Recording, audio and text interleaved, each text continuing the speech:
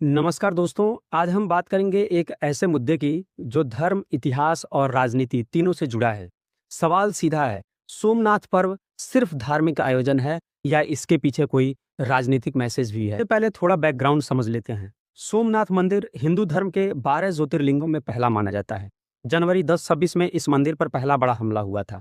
अब उस घटना के पूरे 1000 साल पूरे होने पर सरकार ने 4 दिन का आयोजन रखा है और उसका नाम दिया गया है सोमनाथ स्वाभिमान पर्व। सरकार कहती है कि यह आयोजन विनाश को याद रखने के लिए नहीं है, बल्कि आस्था, सांस्कृतिक आत्मसम्मान और पुनर्जन्म की भावना के लिए है।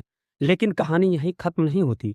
राजनीति में सोमनाथ का नाम आते ही एक पुराना चैप्टर खुल जाता है, लाल कृष्ण आडवाणी की रथ यात्रा। 1990 में आडवाणी ने सोमनाथ से अयोध्या तक रथ यात्रा की शुरुआत की थी।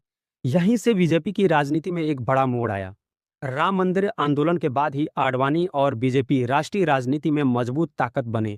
साथ ही नरेंद्र मोदी भी, क्योंकि उस समय यात्रा के गुजरात चरण की जिम्मेदारी तब मोदी जी के पास थी। यानी सोमनाथ सिर्फ मंदिर नहीं रहा, वह एक राजनीतिक प्रतीक भी बन गया। अब आते हैं आज के हालात पर।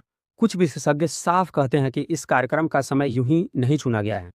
कई राज्यों में चुनाव हैं, गुजरात में स्थानीय चुनाव आने वाले हैं और ऐसे में सोमनाथ जैसे भावनात्मक मुद्दा राजनीतिक तौर पर बहुत असरदार होता है। आरोप यह भी है कि आयोजन के जरिए मुस्लिम आक्रमण की कहानी और हिंदू गौरव की भावना को एक साथ जोड़कर वोट का ध्रुवीकरण किया जा रहा है। साथ ही एक और लाइन यह भी चल रही है कि मोदी सरकार को यह कहानी फिर से फैलाने का मौका मिला है कि पूर्व प्रधानमंत्री नेहरू मंदिर निर्माण के खिलाफ थे।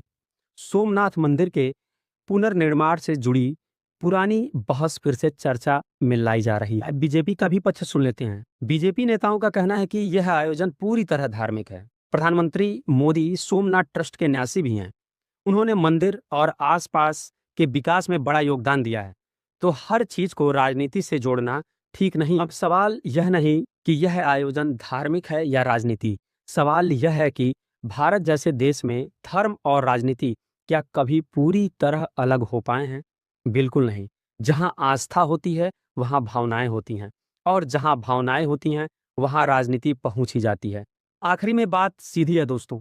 सोमनाथ स्वाभिमान पर्व लाखों लोगों के लिए आस्था का पर्व है, लेकिन साथ ही यह बीजेपी के लिए अपनी विचारधारा, अपने इतिहास और अपने राजनीतिक नैरेटिव को मजबूत करने का मौका भी है। अब आप यह तय कीजिए, आप इसे सिर्फ उत्सव मानते हैं या एक सोची समझी सियासी चाल भी? क्योंकि आज की राजनीति में कुछ भी सिर्फ सिर्फ नहीं होता। धन्यवाद।